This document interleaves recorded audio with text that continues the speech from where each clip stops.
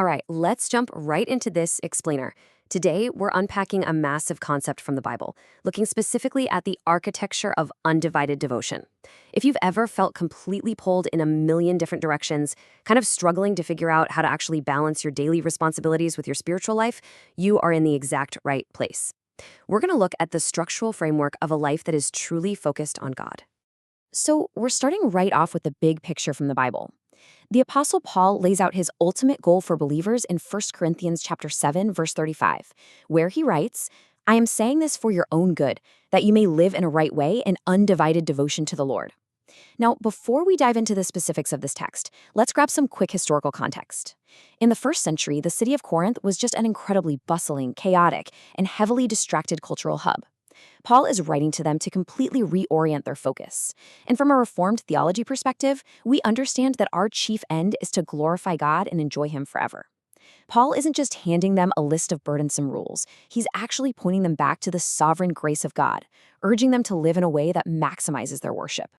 Here's our roadmap for this explainer. We'll outline the big picture of undivided devotion in the Bible, compare singleness versus marriage, talk about devotion over distraction, find purpose in every season, and wrap up by applying the word today. Okay, Section 1, Undivided Devotion in the Bible.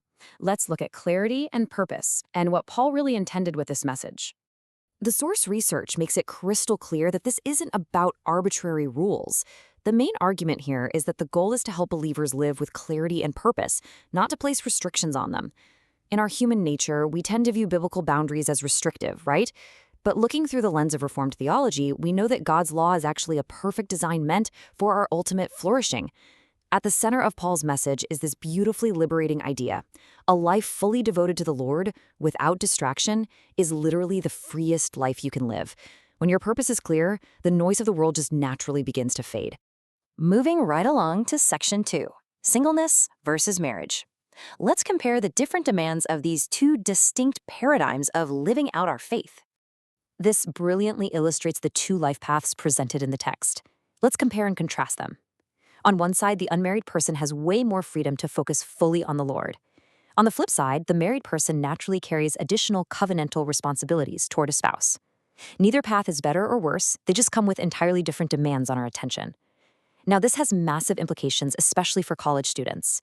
On a university campus, there's often this immense anxiety about relationships, finding a spouse, dating, or feeling left behind if you're single. But look at what this text is telling us. If you're a single college student right now, this isn't a waiting room. It's a season of unparalleled freedom to study the Bible, serve on campus, and focus on the Lord.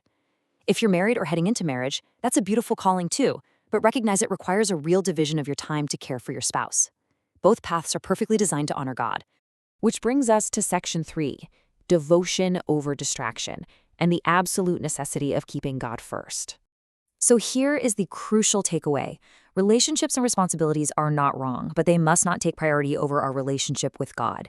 Think about your day-to-day life. You've got exams, jobs, friends, family.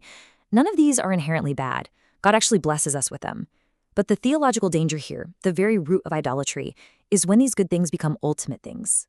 When God remains our first devotion, all of our other valid life responsibilities just naturally find their proper place. He has to be the gravitational center of our lives. What's really fascinating about this research is how it turns that huge theological concept into a highly practical, step-by-step process. Let's break it down. Step 1, identify distractions. For a college student, maybe that's endlessly scrolling social media when you should be in the Word, or stressing over a GPA to the point where you completely ignore prayer. Step 2, set boundaries that protect your focus. This means actively carving out time in your schedule that is just non-negotiable. And step 3, make God your absolute first priority. You don't give God the leftovers of your day, you give Him the first fruits. This step-by-step process is exactly how we actively build that architecture of devotion. Next up is Section 4, Purpose in Every Season, and figuring out how to honor God right where you are. You know, it is incredibly easy to fall into the trap of thinking we'll be more devoted later. We tell ourselves, well, when I graduate college, then I'll get serious about finding a church, or when life slows down, I'll read my Bible. But no, we are explicitly called to be faithful exactly where we are now. From the perspective of God's sovereign providence, the season you are in right now is not an accident. God specifically placed you there. Your current season isn't a limitation, it's an active opportunity to grow in your relationship with Him. Honor God right now today, whether single or married, with the specific resources He has sovereignly entrusted to you. Let's move into our final section, Section 5, applying the word today and actually living this out. This second step-by-step process shows us how to practically stay faithful in the present moment instead of always wishing for the next phase of life. Step 1, embrace your current season. Honestly, stop fighting the stage of life God has you in. Step 2, ask how you can serve God right now. Look at your dorm room, your workplace, your family. How can you be a light right there? And finally, step 3, trust God with what's ahead. This is a profound resting in His sovereignty. We don't need to be anxious about the future because we know the one who holds it. We just need to be faithful today. This prayer perfectly distills everything we've been discussing today.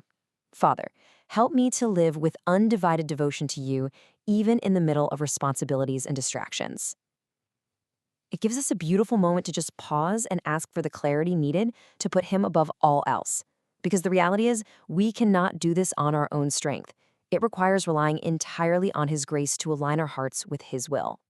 Ultimately, if you take away just one core truth from this explainer, the clear conclusion of this research is this call to action. Live with undivided devotion to God. It's not about escaping your responsibilities, it's about shifting your ultimate allegiance. When God is on the throne of your heart, literally everything else, your studies, your relationships, your career, becomes an avenue to bring Him glory. I want to leave you with this final lingering thought to really chew on today as you navigate your own life. What distractions are currently pulling your attention away from God? And more importantly, using the step-by-step frameworks we talked about, how can you intentionally pursue undivided devotion to the Lord in your current season? Take a hard look at your schedule, your habits, and your heart today. Thank you so much for joining me for this explainer, and I highly encourage you to spend some time genuinely answering these questions for yourself.